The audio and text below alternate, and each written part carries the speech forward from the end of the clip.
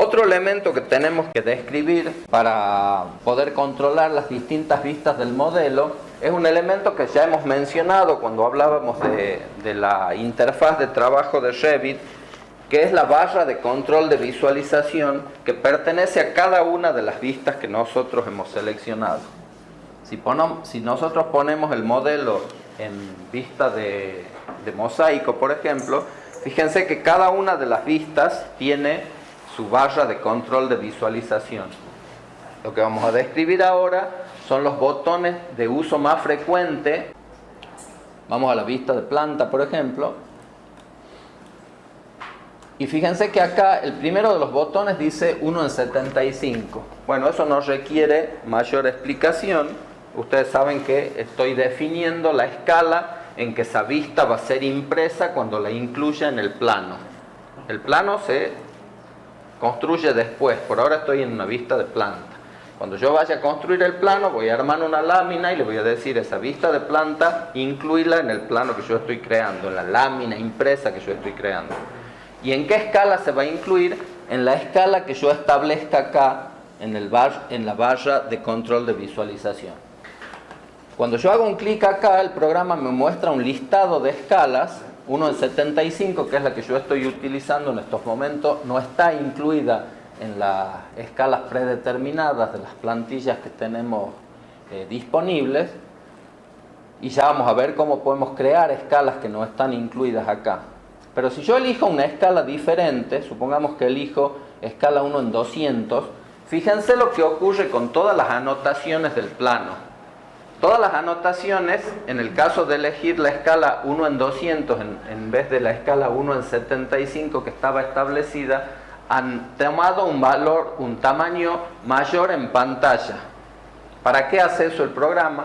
Para garantizarme que al momento de imprimirse el plano, estos símbolos salgan del mismo tamaño en papel, independiente de la escala que yo esté utilizando.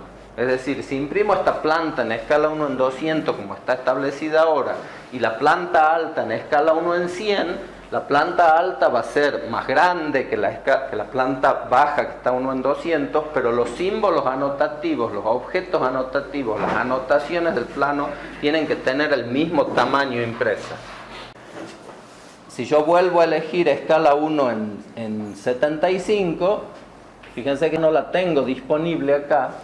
Entonces tengo que hacer uso de esta opción que se llama personalizado.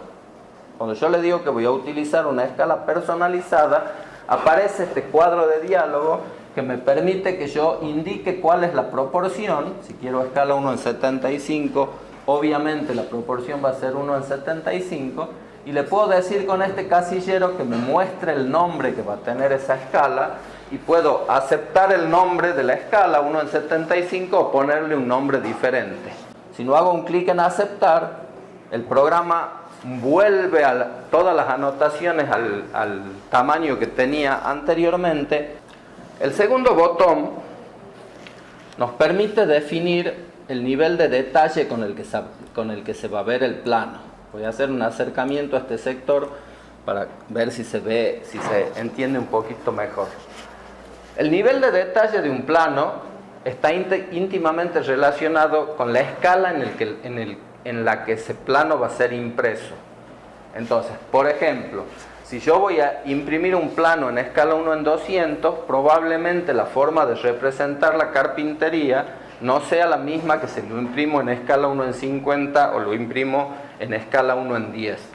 Entonces, además de definir la escala del plano, yo tengo que definir el nivel de detalle que está definido por este botón que está inmediatamente al lado del botón de escala. Cuando yo veo el plano en un nivel de detalle alto, fíjense cómo se ve esa carpintería, por ejemplo. Si le pongo un nivel de detalle medio, fíjense que se quita algo de información gráfica para que al momento de imprimirse ese plano no quede empastado con exceso de información para escalas muy pequeñas. Y si le pongo un nivel de detalle bajo, todavía se simplifica más la representación de esa carpintería. Analicemos el caso de la puerta de este toilet. Ahí está en detalle bajo y está representada solamente por un arco y una línea. esa misma carpintería en detalle medio, además del arco y la línea, me muestra ahora que tiene un marco esa carpintería, y si lo pongo en detalle alto me muestra que además de un marco, la hoja tiene un espesor determinado. Cuando uno crea las familias de carpintería, les asigna la representación que tiene que tener para cada nivel de detalle esa carpintería. Entonces, en función de las escalas que yo voy a utilizar, voy a elegir ese nivel de detalle y el programa me va a mostrar los objetos para que se impriman correctamente. El otro elemento que tengo que definir es el estilo de visualización. El estilo de visualización o estilo visual me permite seleccionar entre estas opciones que tengo. En la estructura alámbrica, el modelo se ve como si fuera transparente. En línea oculta, me oculta todas las líneas, pero para que sea más clara la explicación, nos vamos a posicionar en una vista 3D. Si yo pongo este modelo, me voy a acercar un poquito, en estructura alámbrica se ve de esta manera, como si no hubiera caras, veo a través del modelo. Si lo pongo en líneas ocultas, el programa me muestra todas las líneas que están por detrás de los planos y se ve un poco más real el modelo. Después tengo la posibilidad de decirle que lo quiero ver sombreado, entonces el programa le asigna colores a las caras, pero además de asignar colores, a ciertas caras la pone con sombra propia. No hay sombra arrojada ahí, pero fíjense que ciertas caras están sombreadas para que se interprete en forma más real cómo es la volumetría de ese objeto. La próxima opción se llama colores coherentes, es similar a sombreado, pero en este caso no hay sombra propia, no hay caras que estén en sombra y caras que estén iluminadas. Me muestra todas las caras del mismo material, me las muestra del mismo color. Después tengo otra opción que se llama realista, que lo que hace es mostrarme, fíjense que acá se toma un tiempo el programa para procesar y me muestra los materiales, por ejemplo el césped, con la textura que yo le he aplicado al crear ese objeto. Si me acerco a la carpintería, fíjense que se alcanza a ver la veta de la madera que tiene aplicada a esa carpintería. Y después hay otra opción, la última, que se llama trazado de rayos. Esto le va a tomar un tiempo de procesamiento a la máquina y es equivalente a hacer un render del modelo. Revit tiene un motor de render, nosotros podemos aplicarle materiales a los objetos y podemos hacer un render. Pero además de hacer un render, podemos trabajar con este estilo visual y estar viendo mientras trabajamos. Fíjense que acá yo puedo hacer encuadre, puedo orbitar, etcétera, etcétera, con los materiales aplicados visibles.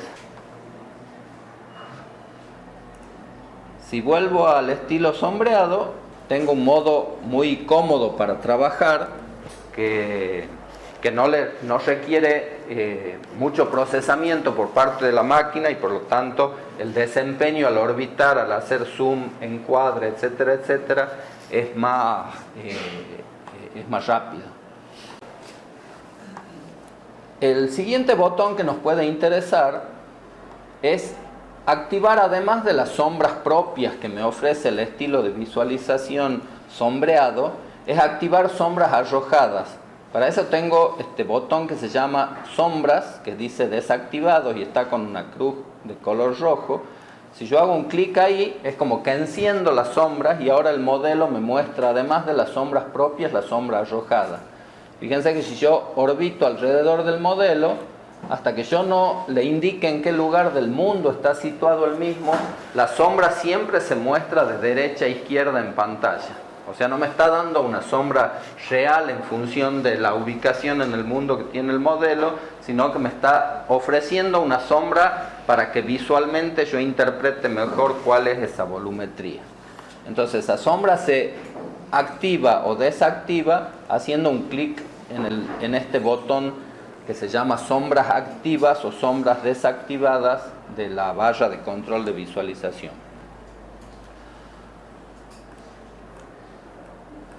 Después tengo dos botones. Bueno, el siguiente, cuando estoy en vistas 3D, se llama mostrar cuadro de diálogo de renderización. Les decía hace un rato que que Revit tiene la opción de generar imágenes renderizadas.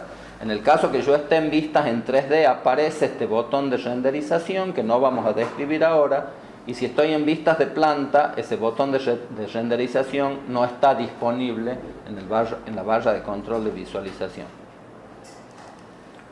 El siguiente botón, los dos siguientes botones, que se llaman no recortar vista y mostrar región de recorte, trabajan en forma conjunta. Vamos a explicar primero este que se llama mostrar región de recorte. Cuando yo le digo mostrar región de recorte, el programa me muestra este cuadro. Fíjense que acá aparece este cuadro. Si yo le hago un clic en ocultar región de recorte, desaparece ese cuadro. Ese cuadro me está diciendo que lo que está dentro del mismo puede ser visible y lo que está afuera no, o puedo visualizar todo. Y eso se controla con el botón que está al lado que dice no recortar vista o sí recortar vista. Ahora yo tengo visible el cuadro de recorte, que lo he habilitado con este botón. Ocultar o visualizar región de recorte, clic oculto, clic enciendo, y con este botón le digo que recorte la vista o no recorte la vista. Ahora, como está el cuadro, no ocurre nada cuando recorte la vista, pero fíjense que si yo lo selecciono y desplazo estos controladores para seleccionar una porción del modelo 3D, dejo de visualizar lo que está fuera del cuadro de recorte, a menos que le diga que no recorte la vista. Tengo definido un plano de recorte, lo tengo visible con este botón ocultar o mostrar la región de recorte, y con este botón activo que se visualice solo lo que está dentro de la región de recorte o lo que está dentro y lo que está afuera. Con un clic me muestra solo lo que está dentro, con otro clic me muestra lo que está dentro o lo que está afuera. ¿Sí? Ese cuadro de recorte también lo tengo disponible en vista 2D. Acá está invisible. Si yo le digo que me muestre el cuadro de recorte, aparece el mismo. Entonces puedo modificar el tamaño y decirle quiero ver solo esta porción del plano. Y si quiero ver la totalidad o no, se controla con el botón de recortar vista o no recortar vista.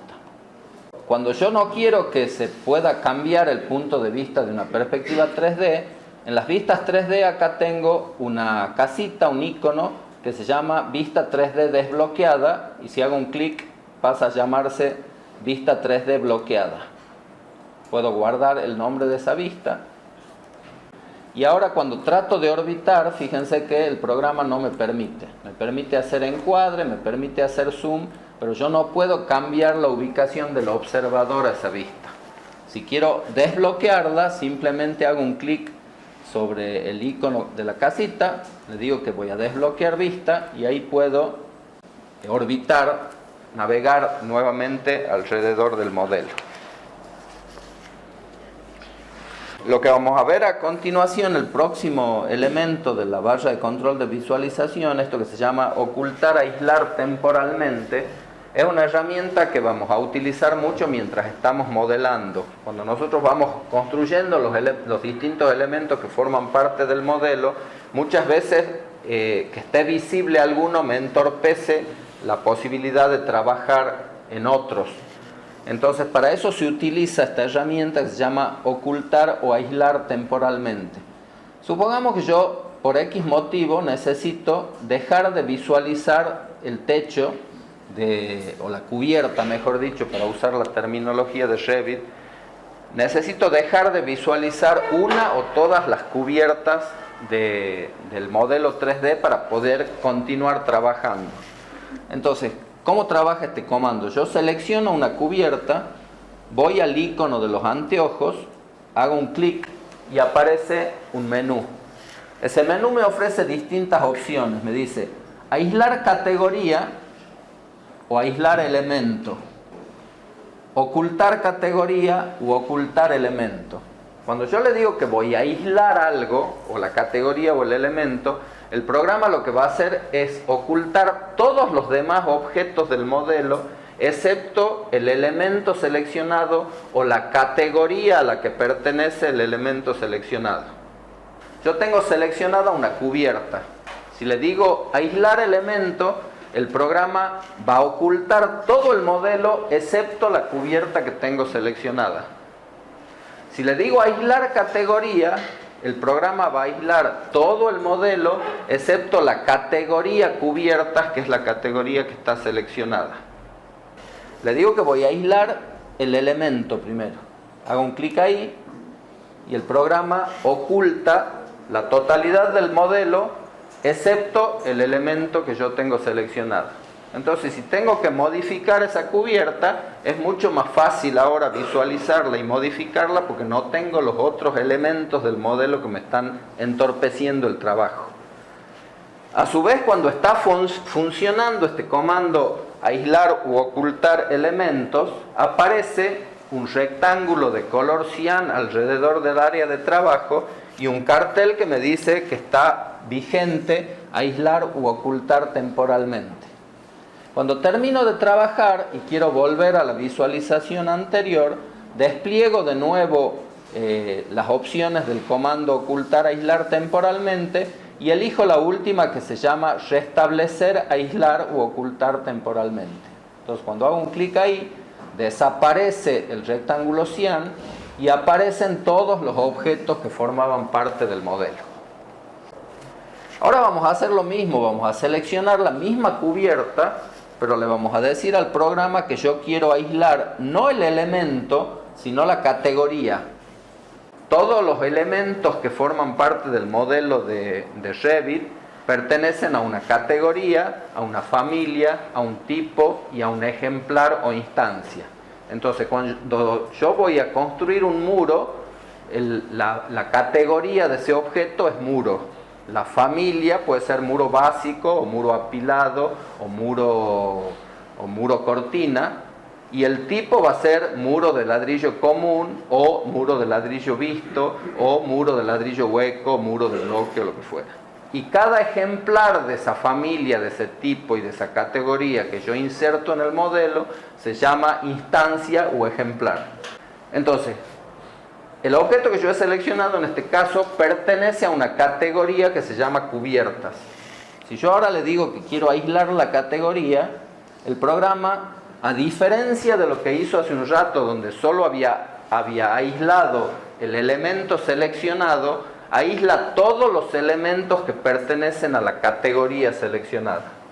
¿Para qué sirve esto? Para que si yo tengo que seguir modelando cubiertas, pueda hacerlo sin que me entorpezcan los otros elementos que ya he incorporado al modelo. Una vez más, si quiero volver a la situación anterior, le digo que voy a restablecer o aislar, aislar o ocultar temporalmente, desaparece el cuadro magenta y vuelvo a ver la totalidad del modelo. Ahora, lo contrario a aislar es ocultar. Entonces, volvamos a tomar el ejemplo, lo seleccionemos y ahora veamos qué otra opción podemos usar. Le puedo decir que quiero ocultar el elemento. Lo primero que habíamos hecho era aislarlo al elemento, nos habíamos quedado solo con esa cubierta visible. Ahora le voy a decir que no, que quiero ocultar ese elemento. Entonces aparece de nuevo el cuadro de color cian que nos indica que estamos en una vista temporal con algunos objetos ocultos y ha ocultado el elemento seleccionado. Cuando habíamos puesto a aislar el elemento, lo único que estábamos viendo era ese elemento. Ahora que hemos puesto a ocultar elemento, estamos viendo todo menos ese elemento. Si quiero volver a la visualización completa, vuelvo a hacer un clic y pongo restablecer, aislar, ocultar temporalmente y vuelvo a visualizar el objeto que estaba oculto. Cuando lo selecciono y elijo ocultar categoría, el programa va a ocultar todos los elementos que pertenecen a la categoría cubierta para que yo pueda seguir trabajando con el resto de los elementos disponibles en el plano. Y si quiero volver a visualizarlos, hago clic en restablecer, aislar, ocultar temporalmente. La última opción que tiene este comando es la que aparece primera en la lista, que vamos a ver ahora para qué sirve. Supongamos que yo selecciono una vez más las cubiertas y le digo que quiero ocultar la categoría cubiertas, ¿sí? Y estoy en un modo de trabajo que se llama aislar, ocultar temporalmente, que yo lo puedo deshacer en cualquier momento con solo desplegar el listado y decirle que restablezca, aislar, ocultar temporalmente. Pero si yo quiero que esta vista tenga ocultas las cubiertas, no en forma temporal, sino en forma permanente, puedo utilizar esta primera opción que se llama aplicar, aislar, ocultar a la vista. Eso lo va a aplicar en forma permanente. Es decir, en esa vista 3D no voy a ver las cubiertas, pero no en forma temporal. Va a desaparecer este cuadro cian, y esa vista va a tener ocultas todas las cubiertas. Yo puedo tener una vista de trabajo donde no quiero que estén nunca las cubiertas porque estoy trabajando los cielos rasos, por ejemplo, y tener la cubierta me molesta. Podría configurar de esa manera la vista. Ahora, ¿qué ocurre cuando yo quiero volver a visualizar esos elementos? Aparece el último botón que vamos a explicar ahora, que se llama mostrar elementos ocultos. Cuando yo hago un clic en este foquito, que se llama mostrar elementos ocultos, aparece un rectángulo magenta o colorado, no sé bien qué color es, que me muestra de ese mismo color todos los objetos que están ocultos en la vista. Si apago el foco, dejo de verlos. Si lo enciendo, vuelvo a verlos. Entonces yo puedo seleccionar esos objetos, hacer clic derecho y decirle que quiero mostrar en la vista. Aparece un menú contextual. ¿Se acuerdan que con el botón derecho del mouse aparecían estos botones contextuales? Con la opción mostrar elementos ocultos visibles, selecciono alguno de los elementos ocultos, hago clic derecho, aparece este cuadro de diálogo y le digo que muestre en la vista o los elementos o la categoría. Le digo que quiero ver la categoría. Ahora puedo apagar el foco y están visibles nuevamente en la vista la categoría que yo había ocultado. Otra manera de ocultar elementos que puedo hacer rápidamente, pero en forma permanente, no temporal, es seleccionar el elemento, hago clic derecho y en el menú contextual aparece ocultar en vista o elementos o categoría. Lo mismo que hicimos recién, pero en forma temporal. Si yo oculto el elemento, lo estoy ocultando en forma permanente. Y si quiero volver a verlo, tengo que activar la visualización de objetos ocultos con el foco que está disponible en la barra de control de visualización, seleccionar el elemento, clic derecho y mostrar en vista el elemento. Vuelvo a apagar el foco y ahí tengo visible ese objeto.